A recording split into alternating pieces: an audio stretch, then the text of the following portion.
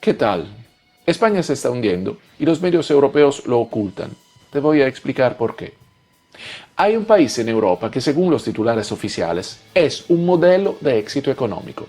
Un país donde el gobierno habla de crecimiento histórico, de empleo récord, de una economía resiliente que desafía todas las predicciones. Pero hay otro país, es real, donde los salarios no alcanzan, donde los jóvenes profesionales viven con sus padres hasta los 35 años, donde la clase media está desapareciendo sin que nadie parezca darse cuenta. Ese país es España. Y lo que está pasando ahí debería importarles a todos en América Latina, porque es un manual perfecto de cómo un gobierno puede destruir el tejido social mientras vende una narrativa de éxito. Hoy vamos a desarmar esa narrativa pieza por pieza. Empecemos con los números que el gobierno de Pedro Sánchez repite como un mantra. España tiene 22 millones de ocupados, el PIB crece, todo va bien. Pero ¿qué esconden esas cifras agregadas? El PIB per cápita español es de unos 35.000 euros. Suena impresionante, ¿verdad? Pero aquí está el truco. El salario mediano, el más frecuente, no el promedio que distorsionan los millonarios, está entre 13.000 y 14.000 euros anuales. Es lo que gana la gente. Hagan la cuenta, estamos hablando de poco más de 1.000 euros al mes. Y atención, esa mediana ha caído en los últimos años. Mientras tanto, la productividad, el verdadero indicador de si una economía está generando valor, lleva estancada más de una década. España crea empleo, sí, pero empleo precario, temporal, mal pagado. Es como inflar un globo con aire viciado, se ve grande, pero está hueco. La clase media española, ese motor de cualquier sociedad estable, está desapareciendo.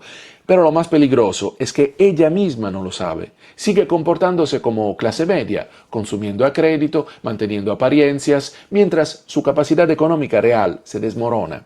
Es el síndrome del miembro fantasma. El brazo ya no está, pero el cerebro insiste en sentirlo. Ahora, hablemos del escándalo que mejor resume cómo funciona el aparato del PSOE. No tiene nombre oficial en los medios, pero tiene protagonista, Leire Diez, conocida como la fontanera del PSOE. ¿Quién es esta mujer? Militante socialista, ex concejal y sucesivamente colocada en cargos públicos. Jefa de la comunicación de Enusa, la empresa nuclear pública, entre 2018 y 2021 y luego directora de relaciones institucionales en Correos hasta 2024. Salario 80.000 euros anuales. ¿Quién la colocó?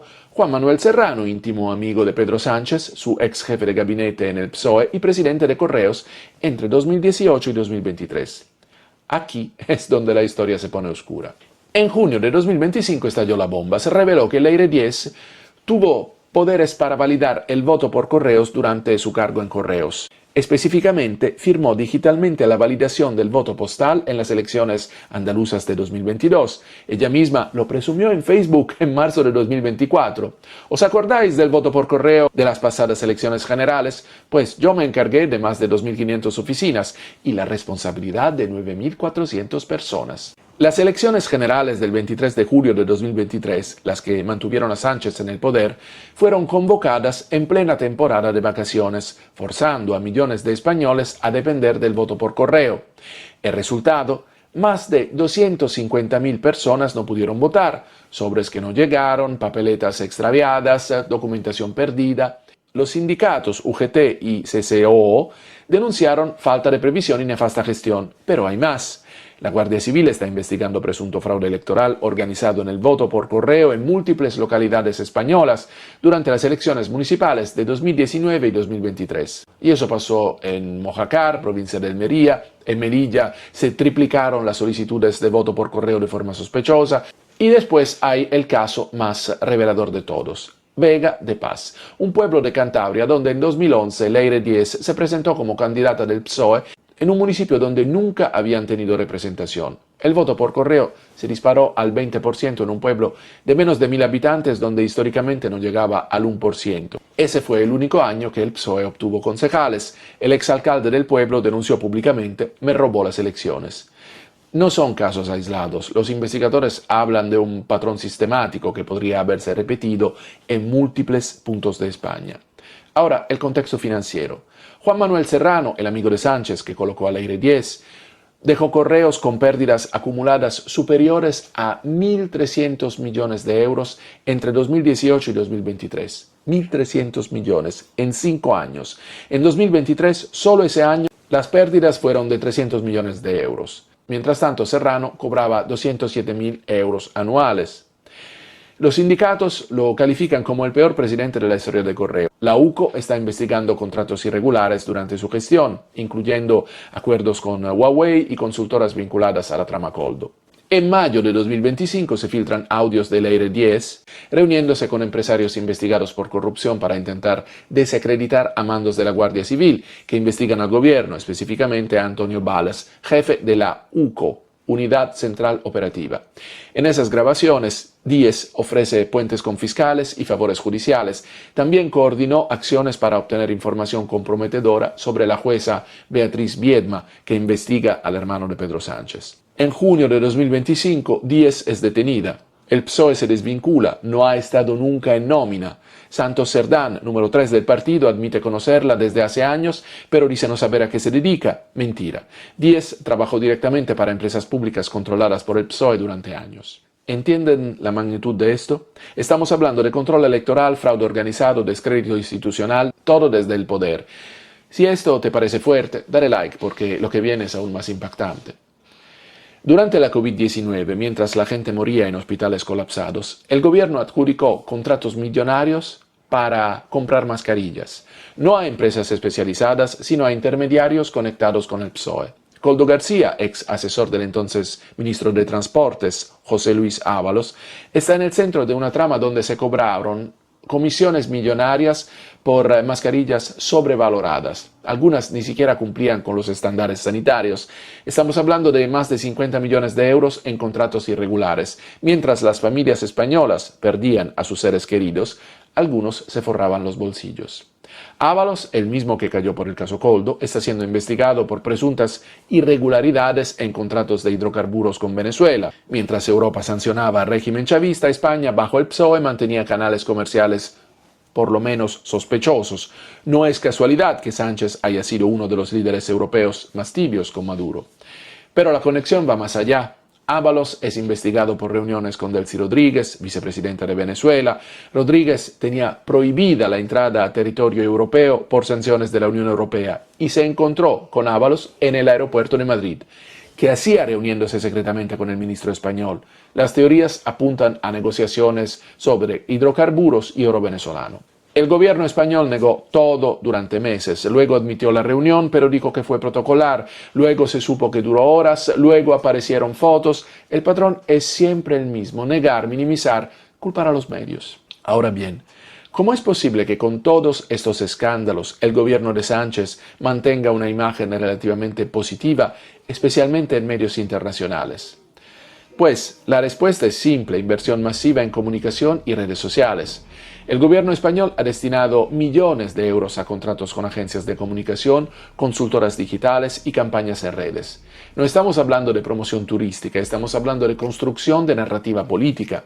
En 2023, el gasto en publicidad institucional del gobierno central superó los millones de euros. Comparen eso con gobiernos de países similares, es desproporcionado.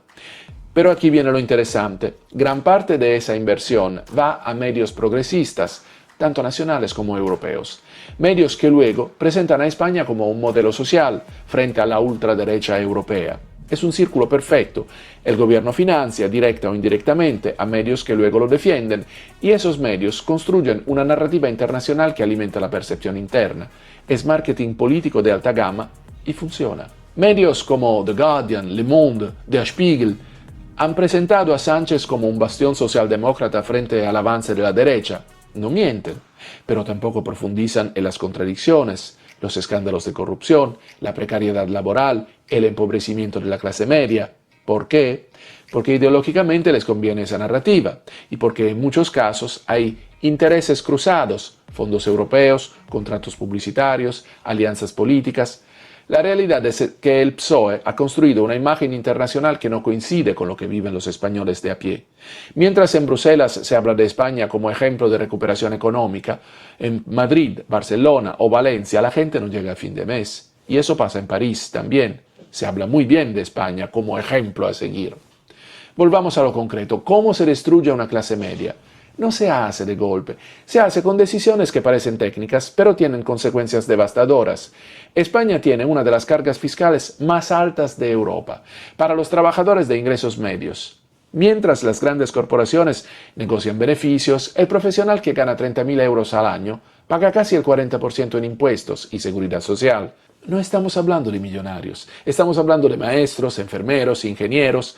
El precio de la vivienda en España ha subido un 40% en los últimos 5 años. En ciudades como Madrid o Barcelona, un piso modesto cuesta entre 300.000 y 500.000 euros. ¿Con qué salario de 14.000 euros al año vas a pagar una hipoteca de 300.000 euros? No puedes. Resultado, una generación entera, los millennials y la generación Z, vive de alquiler sin capacidad de ahorro, sin construir patrimonio y sin patrimonio no hay clase media. Sí, España tiene 22 millones de ocupados, pero el 25% de esos empleos son temporales. En Europa la media es del 12%. España lidera en contratos temporales, en trabajos a tiempo parcial involuntario, en subempleo. La gente tiene trabajo, pero no tiene estabilidad. Y sin estabilidad no planificas vida, no compras casa, no formas familia. El modelo español no es de pleno empleo, es de precariedad masiva. Ahora, ustedes en América Latina me dirán, Beto, ¿y a nosotros qué nos importa lo que pasa en España? Les importa, porque es un laboratorio de lo que puede pasar en sus países. España muestra cómo un gobierno puede mantener una narrativa de éxito mientras destruye el tejido social, usar fondos públicos para financiar propaganda que sostiene esa narrativa, criminalizar a la oposición acusándola de ultraderecha, mientras implementa políticas que empobrecen a la mayoría y contar con el apoyo de medios internacionales que no cuestionan nada. ¿Les suena familiar? Es el mismo manual que han usado gobiernos en América Latina de todos los signos políticos. La diferencia es que España lo hace con fondos europeos, con instituciones que parecen sólidas, con una fachada democrática impecable. Pero el resultado es el mismo, una clase media que desaparece, una juventud sin futuro, una sociedad cada vez más polarizada. Entonces, ¿puede España caer en manos de la ultraderecha? Probablemente no en el sentido que venden los titulares, pero lo que sí está pasando es que el hartazgo social está creciendo. Cuando la clase media desaparece, cuando los jóvenes no tienen esperanza, cuando los escándalos de corrupción se acumulan sin consecuencias, la gente busca alternativas y no siempre esas alternativas son racionales.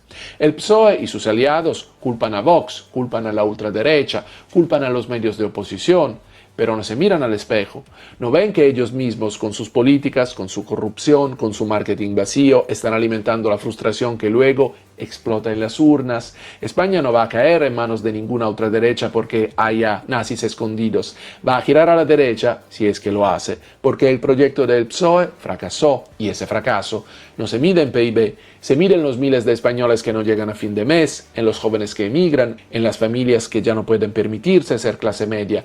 Esa es la verdadera crisis de España, y pocos, dentro y fuera del país, la están contando. Si este análisis te hizo pensar, compártelo porque esto no lo vas a ver en los telediarios. Y si quieres más contenido así, sígueme en todas las